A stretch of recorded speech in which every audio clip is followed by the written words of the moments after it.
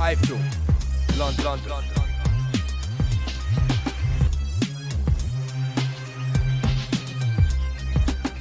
iFILM, London.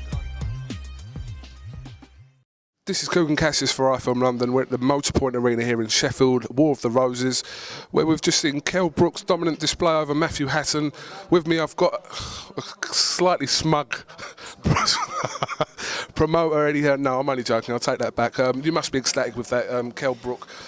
You know, the question of who's number one in the welterweight division between the two has been answered tonight, according to Matthew Hatton as well. Yeah, you know, listen, smug. Maybe now, but before the fight I was a little bit nervous, you know, because Matthew's been through so much in his career and he's had those big nights and Kell hasn't had it, you know, and the way he handled himself was fantastic tonight. The first 6 or 7 rounds were just phenomenal. You know, after that Matthew went into his shell a little bit, into survival mode, made it a little bit sloppy, but, you know, another night where Kell Brook hasn't really got out of first gear. Just a phenomenal fighter.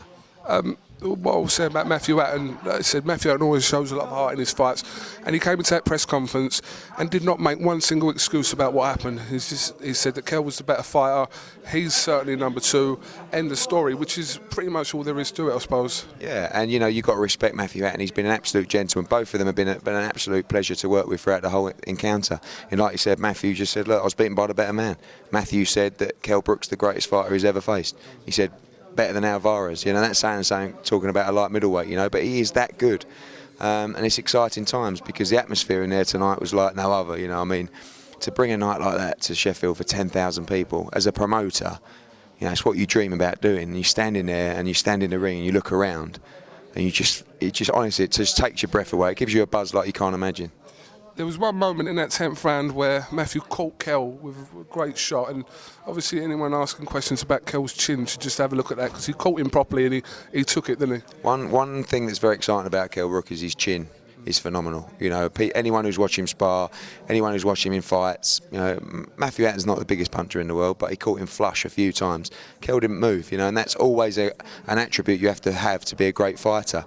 But, you know, he's still learning. I know it's frustrating for some people to hear, but he is still learning. He made mistakes tonight. He looked sloppy, jumped in at times, but the ability that he has and the natural gift that he has is just so exciting, and there's not many like it, and there's not many that can sell 10,000 tickets, and that's the difference.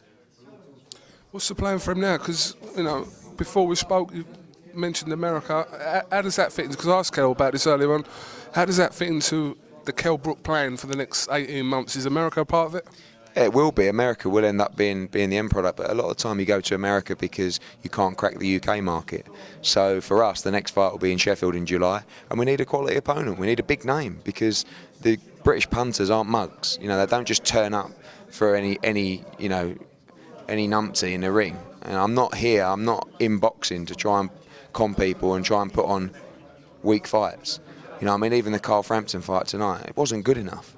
You know, but these are the opponents that are ranked in the Commonwealth. I mean, it's not always the promoter's fault, but I'm the first one to hold my hands up and say, I don't want to sit there and watch that fight. It's a one-sided fight. And when you talk about Frampton, that's why we want to fight Quigg desperately, Monroe, Martinez.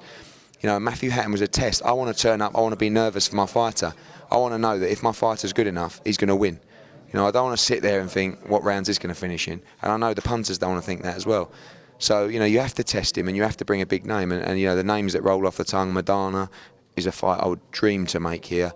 Malignaggi, Mosley, you know, all those sort of big household names that can come over and test Kell. But if we can keep having these nights, you know, it's just British boxing is going to grow and grow and grow, because that's, you know, these big nights, people turn on the TV on Sky and go, wow, look at it in there, it's absolutely jumping, just like they do with the darts. And it makes you want to be a part of it. You know, and too many times now, there's too many dross fights in small halls that just aren't capturing the imagination of the public, and it will kill the game.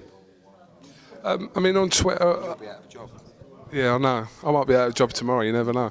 I was arguing with people on Twitter who were saying that this fight wasn't, I say a 50-50 fight. It is a 50-50 fight, because you couldn't really call what was going to happen in this fight. You had your reservations about it, because I read some comments that you said about you were a bit worried for Kell with Matthew, experience, seasoned pro, etc., that it would cause him problems. And I think, like I said, this was a great fight. Like I said, there isn't 2 welterweights in this country that's better matched up than what you had out tonight. So, yeah, some more of these fights, please. Yeah, absolutely, and more of these fights in every division.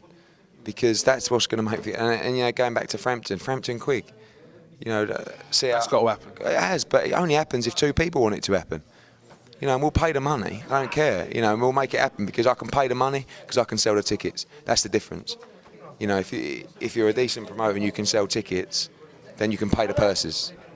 You know, and you can pay them within 7 days. All right, Eddie Hearn, won't take too much of your time. Thank you very much for talking to iFILM London again. Last time I interviewed you, we was on the Broadwalk in Atlantic City with Broadwalk Mike. Yeah, I watch that every now and again. You guys There's a legend. job. For anyone who don't know, this man travels all over the country, all over the world, to give you exclusives and to make sure you know what's going on. Take your hat off to Kugan Classic. That was so smooth as well. Take your hat off to Kugan Cassius and iFILM London. Thank you very much, Eddie Hearn. Cheers.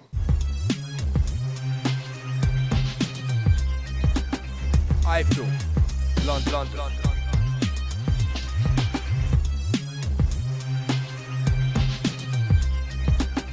iFILM, London.